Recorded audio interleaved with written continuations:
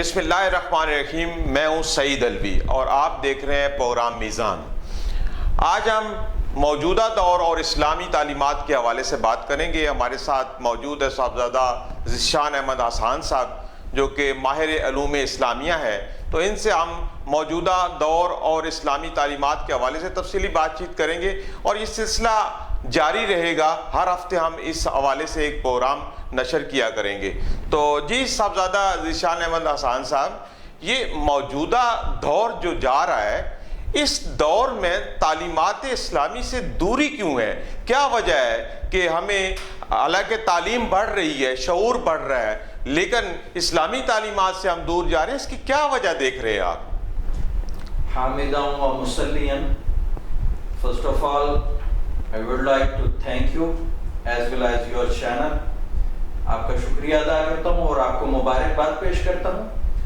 آپ نے بڑے خوبصورت عنوان سے یہ پروگرام رکھا اور آپ کے اس سوال پر بھی آپ کو مبارکباد بنتی ہے کہ بہرحال یہ سوال قرآن مجید کی تعلیمات پر عمل ہی ہے. اللہ رب العزت ارشاد فرماتا ہے, اعوذ باللہ من الشیطان الرجیم, بسم اللہ الرحمن الرحیم, فاسألوا اہل الذکر ان کنتم لا تعلمون. اگر تمہیں کوئی بات سمجھ نہ آئے تو تمہیں کسی صاحب ذکر آدمی سے, صاحب علم آدمی سے پوچھنا چاہیے. تو میں مبارکباد پیش کرتا ہوں آپ کو کہ آپ نے بہرحال قرآن مجید کی تعلیمات پر عمل کرتے ہوئے اس بات کا کھوج لگانے کی کوشش کی کہ ہم اسلامی تعلیمات سے کیوں دور ہیں. علوی صاحب, محترم ناظرین, میں اس بارے میں سب سے پہلے یہ کہوں گا کہ ایکچولی کووڈ-19 کے بعد ورلڈ وائڈ پوری دنیا میں حالات بڑے سڈنلی چینج ہوئے ہیں اور کسٹمز چینج ہو گئے ہیں, لیونگ سٹائل چینج ہو گئے ہیں, لوگوں کا رہنا سہنا چینج ہو گیا ہے. انلکیلی ہم کوئی ایڈوانس کنٹریز نہیں ہیں, ہماری سوچ پرو ایکٹیو نہیں ہے. ہم لوگ کووڈ-19 جیسے سڈن چینجز کے لیے ہم لوگ تیار نہیں تھے, تو ہمیں بہت زیادہ نقصان اٹھانے پڑے, جس میں ایک فکری نقصان یہ ہے کہ ہمارا معاشرہ اسلامی تعلیمات سے دور ہو گیا. اب اگر اسلامی تعلیمات سے دوری کو ہم انالیسس کریں اپنے ملک اور اپنی قوم کے حساب سے, تو ہم اس کے 3 سیگمنٹ کر سکتے ہیں ایج گروپس کے حساب سے. ایک ایج گروپ ہے جو 45 پلس ہے, ایک ایج گروپ ہے جو 25 سے 45 ہے جی, اور ایک ایج گروپ ہے جو 25 سے بلو ہے جی. پہلے ہم دیکھتے ہیں کہ جو 45 پلس ایج گروپ ہے, کووڈ-19 کے بعد بنیادی طور پر پورے ورلڈ وائڈ اور ہمارے معاشرے میں جو 2-3 بڑے پرابلمز آئے, اس کو آپ آفٹر شاکس بھی کہہ سکتے ہیں. ایک تو یہ ہے کہ پوری دنیا میں ایک مہنگائی کا طوفان آیا. دوسرے نمبر پہ صحت کے حوالے سے بہت زیادہ مسائل آئے ہیں, طرح کی بیماریاں, ویکنیسز اور بہت سارے صحت کے حوالے سے بہت زیادہ پریشانیاں ہیں. اور تیسری بات یہ ہے کہ ہر چیز آن لائن ہوتی جا رہی ہے جی.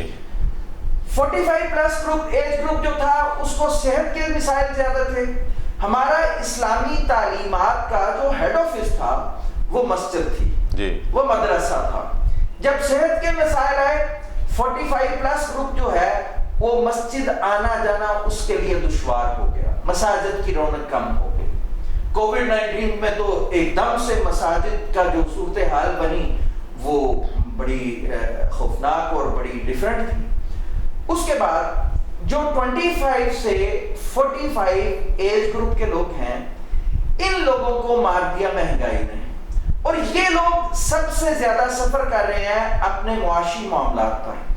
معاشی معاملات اس قدر خراب ہو گئے کہ لوگوں کے پاس اب اسلامی تعلیمات کے لیے وہ اس ایج گروپ کے لیے ٹائم نکالنا بڑا مشکل ہو رہا ہے.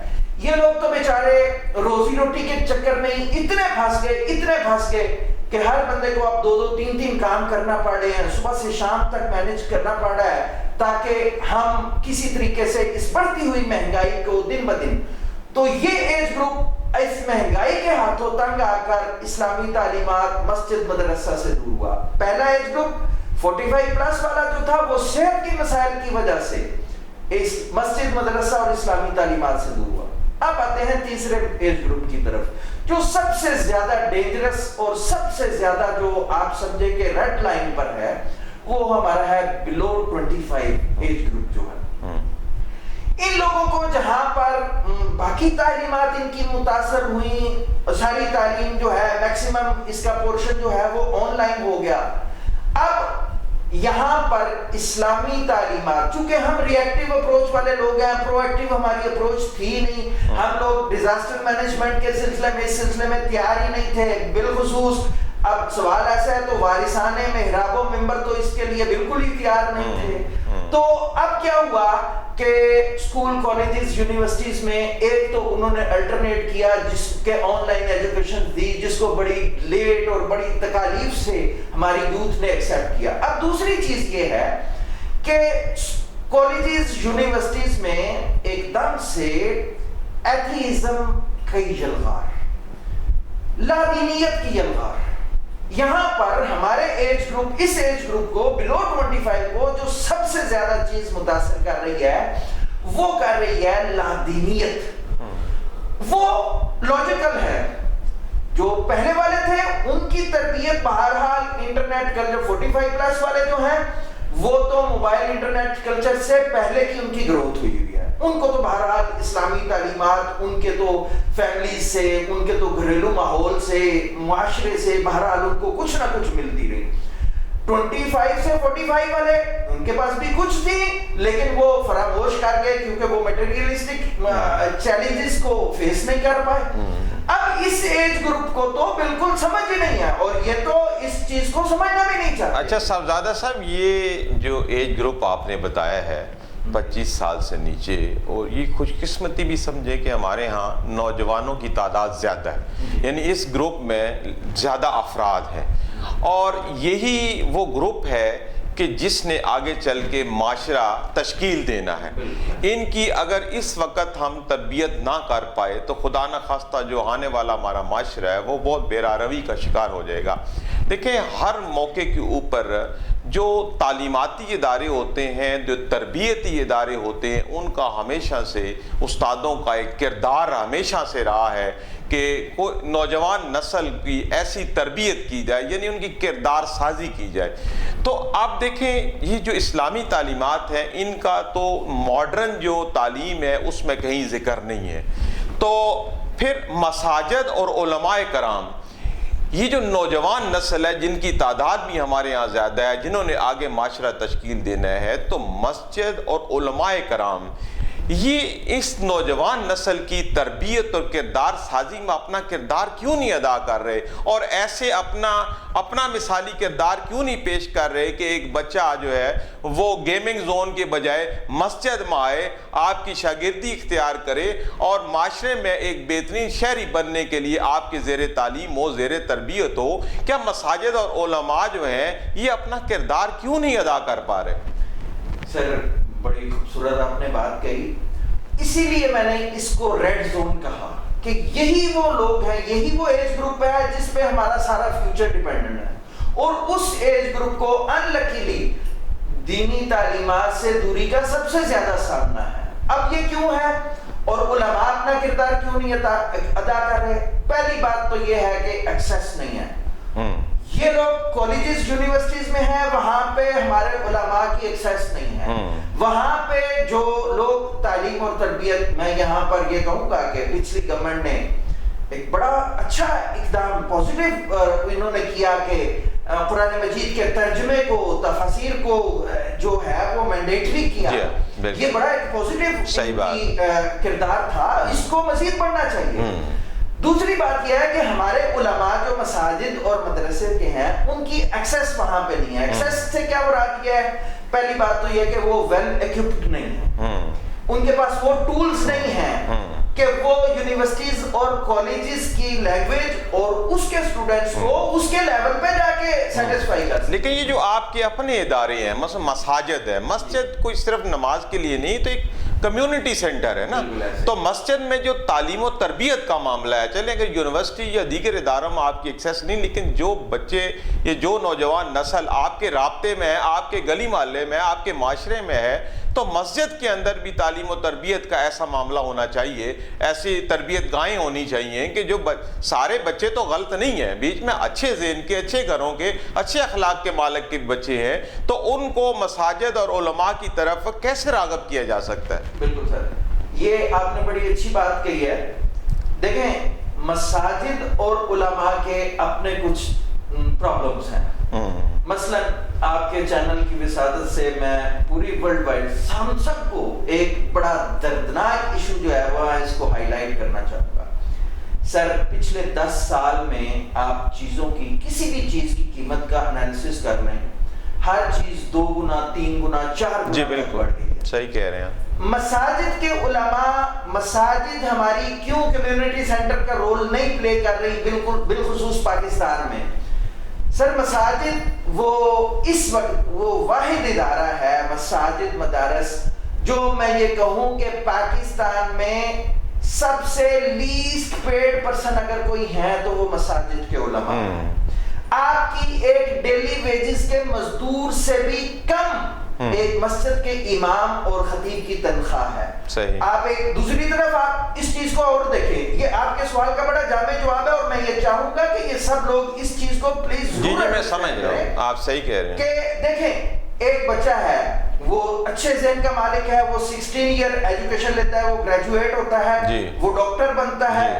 اب ایک ڈاکٹر بنتا ہے, اسپیشلسٹ جو بنتا ہے, وہ کسی پیشنٹ کو چیک کرتا ہے, اس نے 3 سے 4 منٹ ایک پیشنٹ کو دینے ہیں. جی ڈاکٹر کے پاس پہنچنے سے پہلے اس کی 3000 روپیہ 2000 روپیہ 5000 روپیہ فیس ادا کر دی جاتی ہے. آپ صحیح کہہ رہے ہیں. لیکن ایک مولوی صاحب سے ایک مسئلہ پوچھنے کے لیے, ایک تربیت لینے کے لیے آپ کسی طرح بھی اپروچ کرتے ہیں. آپ مساجد کے علماء کی تنخواہیں کتنی ہیں؟ اب جب اتنی مہنگائی ہو گئی, بالخصوص کووڈ-19 کے بعد جب اس قدر مہنگائی کا طوفان آ گیا, تو اب مسجد کے مولوی صاحب کے بھی, علماء کے بھی تو بچے ہیں, ان کے بھی تو فیملی پرابلمز ہیں. اب ان کا فوکس پہلے اپنے سروائیول پہ ہو گیا, پہلے اپنی دال روٹی پہ ہو گیا. اب ان کا فوکس وہ تربیت رہا ہی نہیں, کیونکہ وہ تربیت ہم نے رکھی ہوئی ہے فری. ہم سمجھتے ہیں کہ ڈاکٹر کو ہم اگر پے کریں تو ڈاکٹر ہماری صحت کا خیال رکھتا ہے. مولوی صاحب کو ہم کو, اگر مولوی صاحب کو پے کریں تو مولوی صاحب تو ایک اخلاقی طور پہ اچھا کام کر رہے ہیں, ایک دینی کام کر رہے ہیں. اور بھائی جان مولوی صاحب بھی دینی کام کر رہے ہیں, ڈاکٹر بھی ایک دینی کام. اچھا, موجودہ دور میں جیسے آپ نے مساجد علماء کے مالی مسائل کا ذکر کیا,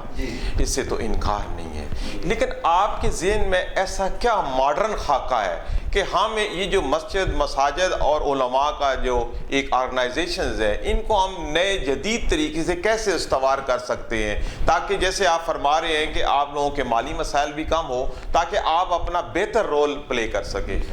سر اس میں 2 قسم کے لایا عمل ہو سکتے ہیں میرے ذہن کے مطابق, ایک انڈیویجول لیول پہ اور ایک کمیونٹی لیول پہ. کمیونٹی لیول پہ تو سب سے پہلے جو مساجد کی انتظامیہ ہیں, مدارس کی انتظامیہ ہیں, ان کو اپنی اپروچ کو تھوڑا ایڈوانس کرنا پڑے گا کہ مسجد صرف 5 وقت کی نماز کے لیے نہیں, بلکہ ہمیں یہاں پر جس طرح اسکول والے ایک سیٹ اپ دے رہے ہیں, آن لائن کلاسز کا ایڈریس دے رہے ہیں, ہمارے بچے اسکول کی تعلیم اگر آن لائن کلاسز سے لے سکتے ہیں, تو ہم لوگ کیوں نہیں مسجد سے آن لائن درس کا سیٹ اپ کیوں نہیں ہو سکتا؟ ہم لوگ قاری صاحب کو, امام صاحب کو, علماء کو ایک ایسا سیٹ اپ لگا کے دیں کہ وہ ہمارے بچوں کو آن لائن پڑھا دیں. اور آن لائن اس میں سب سے اہم بات جو آپ نے 2 دفعہ کی, میں اس کو, میرا ذہن اس پہ بڑا کلک ہوا.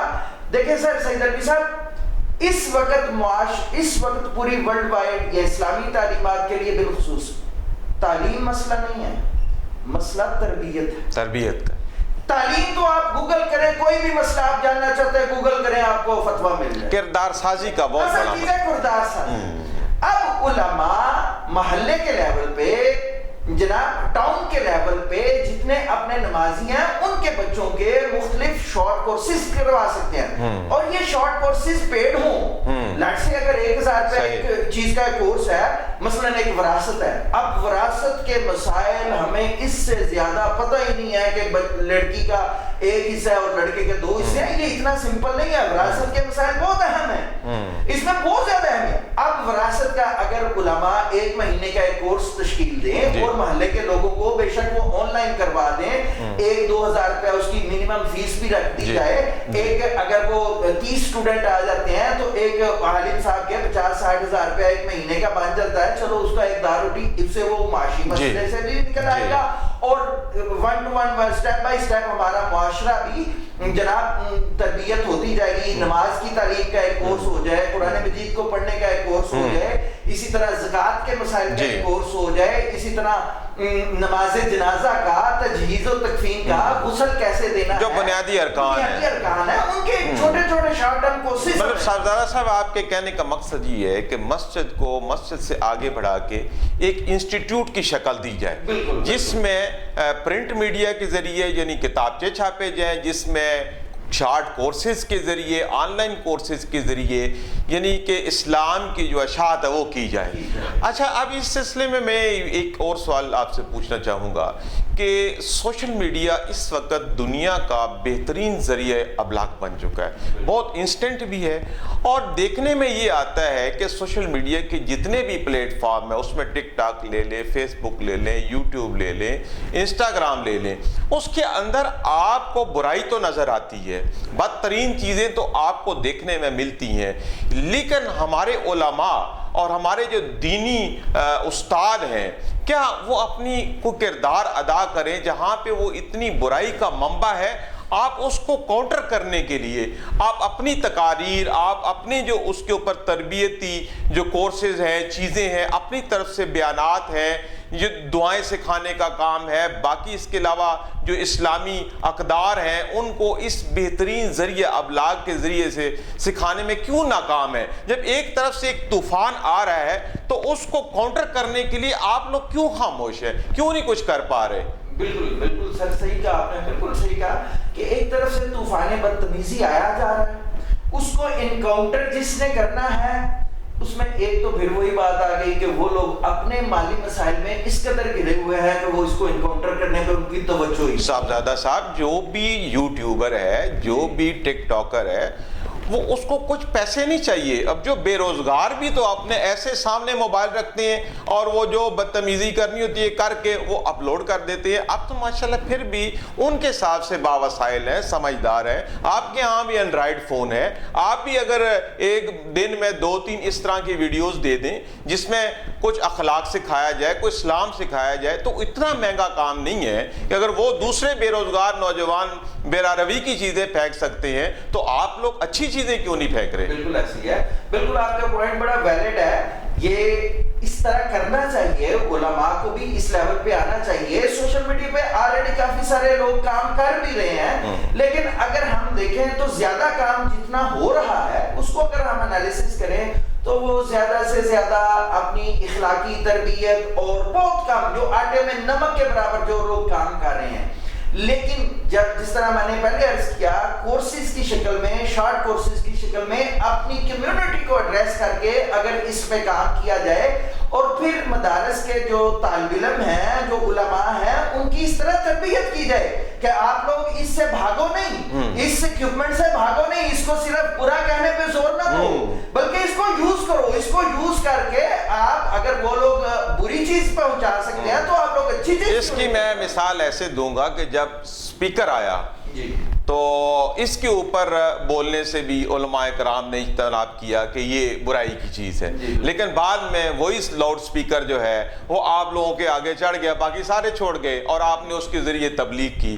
تو ابھی بھی وہی صورتحال ہے کہ یہ جو سوشل میڈیا کے پلیٹ فارم ہے, وقتی طور پہ آپ کو ایسے لگ رہا ہے کہ یہ برائی کا ذریعہ, لیکن جس شد و مد سے برائی آ رہی ہے اتنی شد و مد سے آپ اچھائی بیان کریں تو اس کو میرے خیال میں ہم काउंटर कर सकते हैं। बिल्कुल आपकी बात बिल्कुल बजा है, मैं आपकी बात को सेकंड करूंगा कि ये बिल्कुल एक ऐसा प्लेटफॉर्म है जहां पे हमारे मेहराब और मिंबर से मुताल्लिकीन को ज्यादा काम करने की जरूरत है, और इस तरीके से हम आज के चैलेंजेस को डेफिनेटली फेस कर सकते हैं और डेफिनेटली उनका एनकाउंटर भी कर सकते हैं। मैं बिल्कुल आपकी बात की तारीफ करूंगा। अच्छा, इसी हवाले से आप एक मैसेज दें नौजवानों को कि जहां आप दूसरे टिकटॉक और बाकी प्लेटफॉर्म्स के ऊपर ऑल फॉल ऐसी वीडियोस बना रहे हैं, वहां पे इस्लामी वीडियोस की तरफ भी अपनी तरबियत लेके या अच्छी किताबें पढ़ के उसमें से भी कोई एक आध चीज़ भी अगर दिन में वो अपने प्लेटफॉर्म के ज़रिए शेयर करते हैं तो कम से कम उनकी कंट्रीब्यूशन बन जाएगी। बिल्कुल सर, बिल्कुल आपने बहुत अच्छी बात की। कुरान मजीद में अल्लाह ताला ने इरशाद फरमाया, वमन यअमल मिस्काल ज़र्रतिन खैरन यरा वमन यअमल मिस्काल ज़र्रतिन शर्रन यरा। मैं जितने भी यूट्यूबर्स हैं, जितने भी सोशल मीडिया से कंसर्निंग लोग हैं, मैं उनको कुरान मजीद की ये आयत का पैगाम जरूर सुनाना चाहूँगा।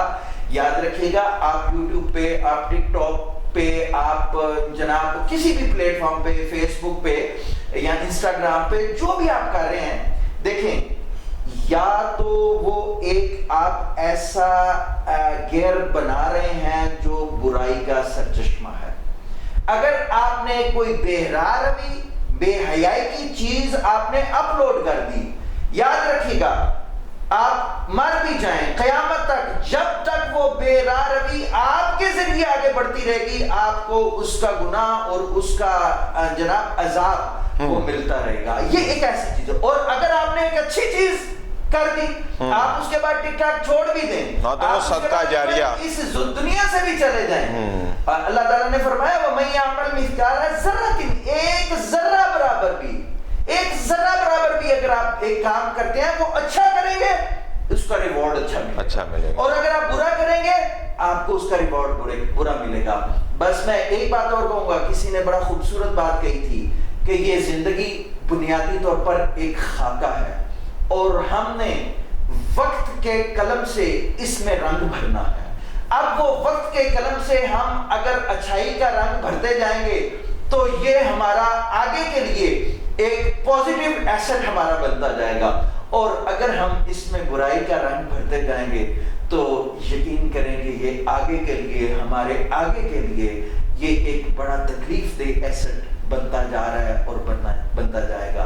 मैं इस चैनल की वजह से सबसे कहूंगा कि एक जर्रा बराबर भी नेकी करें, और अगर एक जर्रा बराबर भी बुराई से बच सकते हैं तो बचें। अल्लाह पाक इन दोनों का अमल अगर मैं आपको एक बात बताऊं, हजरत अली रज़ी अल्लाह ताला अन्हु एक दफा रसूलुल्लाह सल्लल्लाहु अलैहि वसल्लम की खिदमत में बैठे थे, तो रसूलुल्लाह सल्लल्लाहु अलैहि वसल्लम की आदत मुबारक थी कि जब कोई नया बंदा मुसलमान होता तो उसको किसी सीनियर बंदे, किसी सीनियर सहाबी, किसी माहिर आलिम के पास लगा देते कि आपने इनसे तरबियत लेनी है। एक बंदा मुसलमान हुआ, हुजूर अलैहिस्सलाम ने हजरत अली को बुलाया, हजरत अली को कहा कि ए अली, इसकी जरा तरबियत करो, इसको दीन सिखाओ।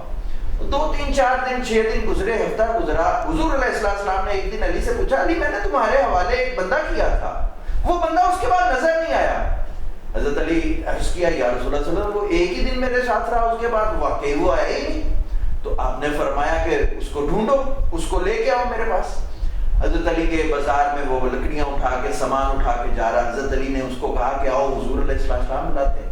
उसने कहा जी आ गया। हुजूर ने उससे पूछा, मैंने तुम्हें कहा था तुम मुसलमान हुए, मैंने तुम्हें कहा था अली से दीन सीखो। उसने कहा जी मैंने अली से दीन सीख लिया। कहा कैसे सीख लिया? कहने लगा जी वो असल में हजरत अली ने मुझे एक आयत सिखाई थी, मुझे तो लगता है मैंने एक आयत से ही पूरा दीन सीख लिया। रसूलुल्लाह सल्लल्लाहु अलैहि वसल्लम मुस्कुराए और रसूलुल्लाह सल्लल्लाहु अलैहि वसल्लम ने कहा, अच्छा कौन सी आयत तुमने अली से सीख ली है कि तुम एक आयत से ही कहते हो मैंने पूरा दीन सीख लिया? उसने कहा कि अली ने मुझे सिखाया है, वमन यअमल मिस्काल ज़र्रतिन खैरन यरा वमन यअमल मिस्काल ज़र्रतिन शर्रन यरा। जो तुम जर्रा बराबर भी अगर नेक काम करोगे उसका बदला नेक मिलेगा, जो जर्रा बराबर भी बुरा काम करोगे तो उसका बदला बुरा मिलेगा। मैं हर काम करने से पहले सोच लेता हूँ कि इस काम का बदला मुझे नेक मिलेगा या बुरा मिलेगा। बुरा मिलेगा तो मैं मैं छोड़ देता हूँ, नेक मिलेगा तो वो मैं कर लेता हूँ। रसूलुल्लाह सल्लल्लाहु अलैहि वसल्लम मुस्कुराए, आपने कहा ठीक है जाके काम करो, तुमने दीन की बड़ी अच्छी बात सीखी।